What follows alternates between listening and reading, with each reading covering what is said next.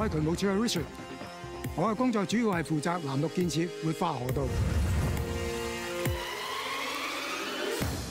我希望透過我嘅工作，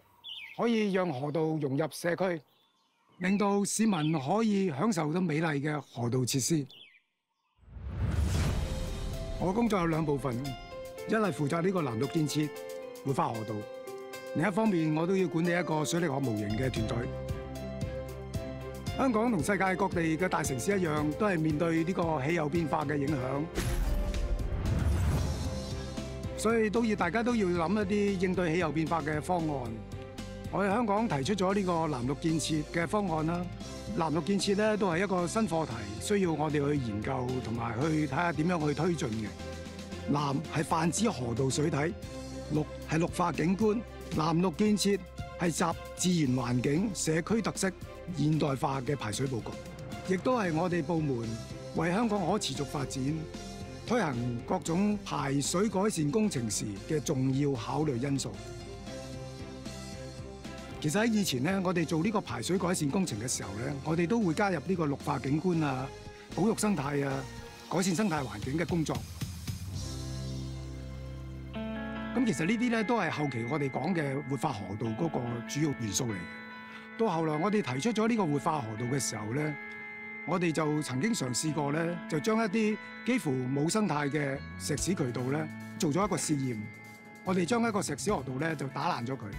然後重新咧將佢修復，用翻啲大自然嘅物料，而仿大自然地咁樣去做翻啲河曲啦，然後加翻一啲微生景啊，或者種翻一啲植物啊。我哋咧想嘗試下睇個效果係點，可唔可以吸引翻多啲生態翻嚟咧？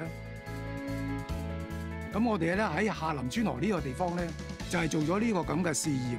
而個成效咧亦都相當唔錯嘅。我哋修復咗呢段60-70米度嘅河道啦，之後嗰2-3年咧，我哋都進行過一啲水質啊，同埋一啲生態嘅監察嘅。咁就發覺咧，嗰啲水質咧都有改善啦，同埋嗰個生態咧亦都係翻咗嚟好多。大部分嘅市民都見到我哋做到嘅活化河道嘅成效咧，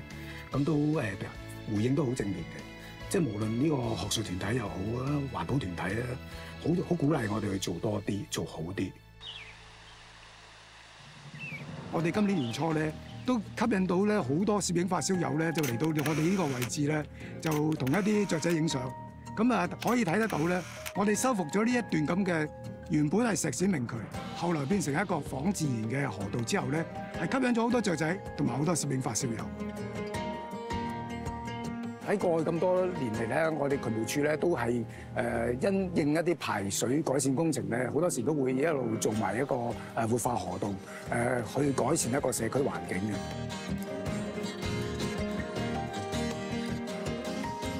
喺2019年咧，政府施政報告咧推展呢個河畔城市呢個概念，咁就我哋好開心啊！即係話，因為我哋睇到政府咧好有決心咧去推展一個活化河道呢個工作，係令到通過呢個活化呢個水體咧，然後改善呢個我哋嘅社區環境。河畔城市呢個咧，我覺得對於渠務署都係一個重點發展方向嚟嘅。如果你係帶多啲自然嘅元素落條河道嗰度，對於嗰個即係河道本身個功用啊，或者甚至要處理污水啊，咁其實都有幫助嘅。Richard 佢好投入、好用心啊，對於環保團體嘅意見，咁佢會即係花好多心機去嘗試去即係點樣融合佢嚇，點樣可以即係爭取到真係將即係我哋有一啲嘅概念啊，有啲對環境好嘅設施咧，真係將佢落實。我希望呢河道咧可以融入我哋社區，成為我哋每一個社區嘅一個重要嘅設施。我希望透過活化河道咧，能夠令市民可以有一個優質嘅公共空間，可以進行一啲社區活動啦，聯繫整個社區啦，共同享用呢個咁嘅河道嘅設施，咁從而咧就可以提倡呢個